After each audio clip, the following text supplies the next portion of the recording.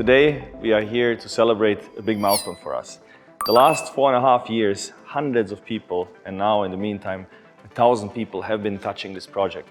And finally, we are there at the start of production and also soon start of deliveries to the customers. What we tried to do for months is to get as many cars, or actually I wanted to have all of the cars that we use for development together at one spot, which was basically impossible to achieve because we had all the time crash testing, track testing, all kinds of different activities with the cars. It was impossible to get them together.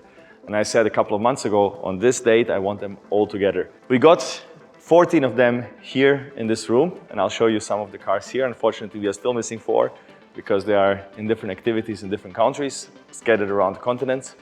But we have most of them here. So some people might think for a hypercar that's produced in low volumes, you don't need a lot of cars. You just build a couple of prototypes and you're done. So I think this is quite surprising to see the number of cars that we have built over the last years to get to this point to start shipping cars to customers. So let's have a little look at the cars that we have here and the differences between them.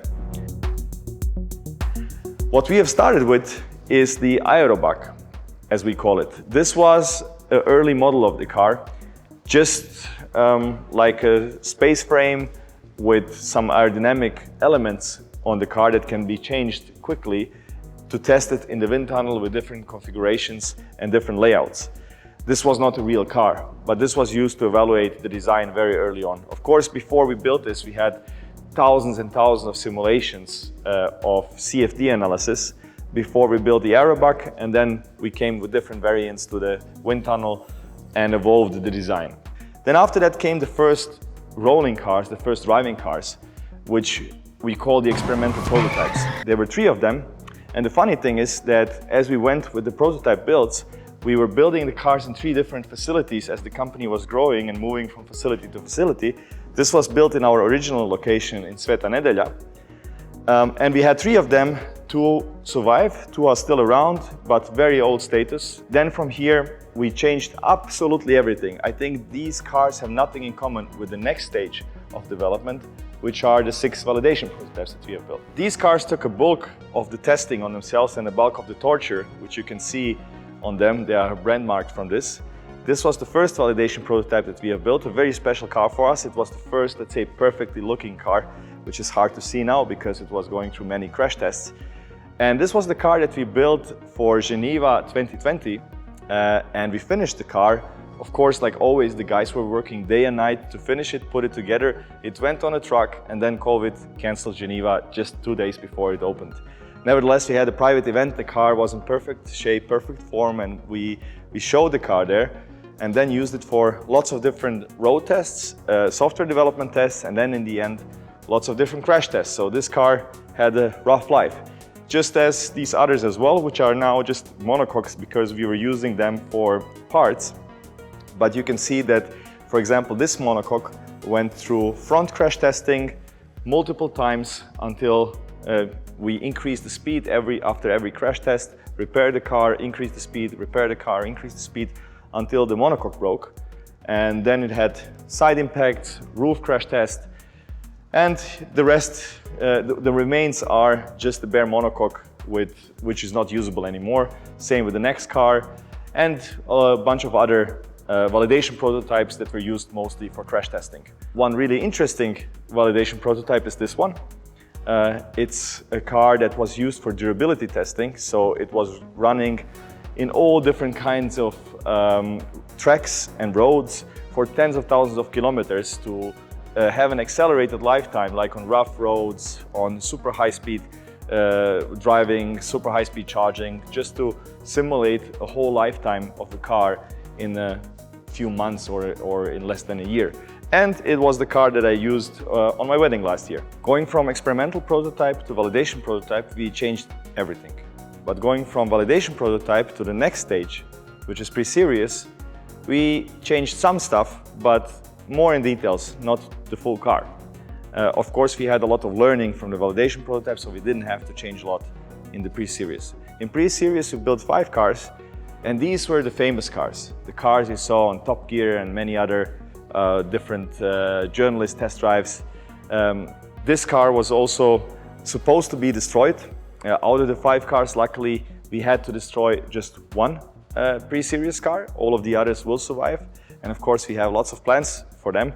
But for this one, was a funny story. The guys told me, oh, Matej, we have to crash test this car, which was at that time a beautiful, functional car. And I said, well, when we already want to crash it, I'll have some fun with it. So I did a little bit of rally driving around our campus construction site and really didn't care how the car will look like after that. And, you know, properly did some things that probably nobody ever did to a hypercar. And then a few days later, the guys told me, oh, we figured out a way to do the tests with other cars, so we will not destroy that car. Well, too late. So this car had a tough life, but also a fun one. Its brother car, another blue Nevera, was flown onto the Dubrovnik Fortress when we were announcing Bugatti Rimac for the first time.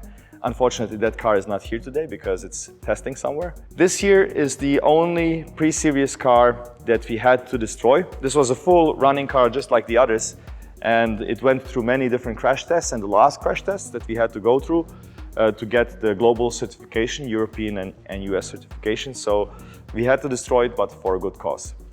This is a really beautiful one. This was mostly used for US certification. You can see that by the US bumper and the US reflectors, in a beautiful carbon fiber, visible carbon fiber matte finish through Batman car.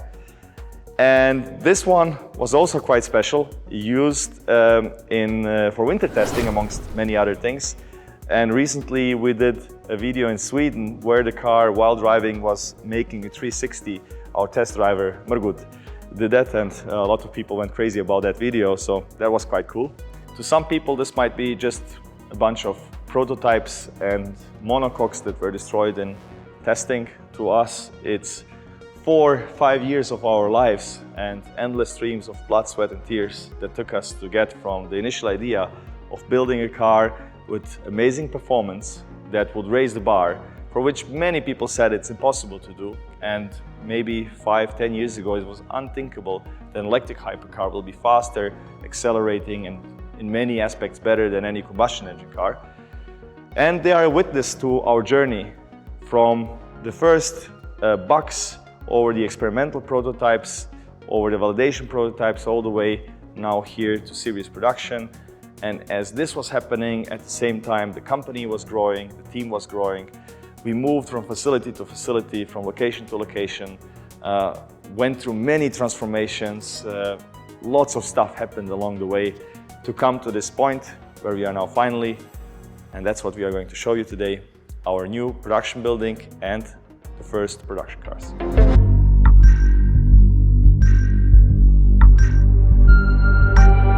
So this is it, the first production Nevera. This is actually number 000. It will not go to a customer, we'll keep it with us. The car after that is the first customer car. So this is number 0 of 150.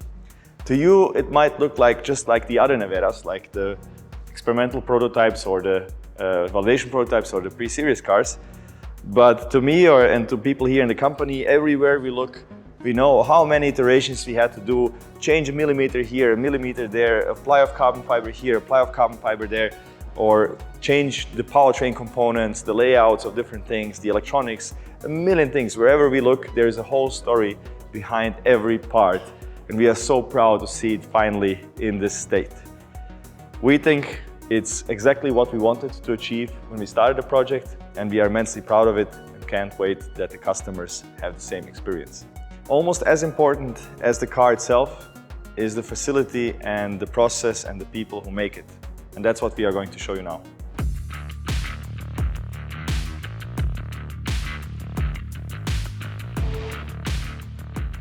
We are now at our new production line, but no, this is not the Rimac campus. The campus is actually still in construction. It's moving ahead really fast, but it's a huge project. It's the biggest building in Croatia and the biggest investment in Croatia at the moment. So therefore it will still take quite some time until it's done. But until then, we wanted to have another solution. We were looking for a temporary building as we were expanding and running out of space. So I was actually looking in all the different buildings that are available in Zagreb and around Zagreb. And as Croatia doesn't have a lot of industry, I was looking at all kinds of shopping centers, abandoned buildings, old airport terminals, you name it, we were looking for absolutely everything and choosing the least worst option, which was an old shopping center, like for furniture and stuff like that, that wasn't used for more than 10 years. It was in a terrible state. And we decided to make a temporary facility, just let's invest the minimum. And it looked really terrible. You wouldn't believe how this looked like just 8 or 9 months ago. And we full throttle refurbished it, completely changed it, and now it's really beautiful location because we want to do things properly, even if it's temporary. But we did it really nicely, so we'll probably stay here as well. Where we are here is the assembly line where everything comes together, but there's lots of stuff happening here. In our original location in Sveta Nedjelja, we still have about 400 people and machining, so the CNC machining of all the different components, the metal parts, the copper parts for the batteries and so on. Tooling, so carbon fiber molds for the carbon fiber that we make, jigs and fixtures, and also the carbon fiber production. Here we are producing wiring harnesses upstairs. We have the upholstery of Alcantara and leather. We are producing our gearboxes here, the inverter, power electronics, chargers, ECUs, infotainment systems, the whole powertrain, the battery system, of course, and lots of other parts of the car being made here. So here in Jankomir, in our facility, which is basically in Zagreb, we have now over 500 people working just a couple of months after we have started to come to this location. And of course, now the company is over 1,500 people scattered around in different locations. Here we have the 4-station production line for the Nevera. We have chosen a production line setup, not a nest production, which is often used for small volume manufacturers. Even, for example, Bugatti has a nest production and not a production line. So we have chosen for a more, let's say, industrial approach, less coach building approach. And this production line is mirrored on the other side with the rolling chassis production side, where we are assembling rolling chassis for other car companies. The production line of the Nevera actually starts before station 1 in the assembly line. We have something called station 0, where the monocoque is being prepared for the production. So we are mounting hundreds of different attachment points, mounting points, brackets, and so on onto the monocoque with different kinds of tools and jigs and fixtures. Then we are mounting all the body panels onto the car, making sure the fit and finish is good and perfect, everything is aligned. Before then, the body components are going to painting and the monocoque goes to painting. And after the paint shop, which is also right here, the monocoque comes to the production line or the assembly line here to station 1, where the wiring harness and other smaller bits and pieces are mounted onto the monocoque. After that, the monocoque goes to station 2, where the suspension components and the subframes are mounted on the car. Then to station 3, where the powertrain is mounted, the battery goes into the monocoque, and the car comes to life. So we are commissioning the car, as we call commissioning, making sure that all the hundreds of different components and electronic control units start to talk to each other, work together. It comes to station 4, where it gets its body panels and interior before it's then finished. The station 4 currently is empty because the car 0 just rolled off this station. And after the car 0, which will stay in our possession, we have car number 1, which is the first customer car. Of course, all the customers all around the world are super excited and anxious to see their car finally being finished, to sit in it and drive it. And we can't wait to see their reactions of something that we have invested all our lives for so much time and so much effort to make these cars a reality. So we can't wait to see them smile and hopefully burn a lot of rubber with them. That's what we made them for. We want them to be used and not just being beautiful pieces in a garage. So we look so much forward to that. I'm sure you guys will enjoy it as well with all the content that's coming up with these cars being on the road, on tracks, and different events all around the world.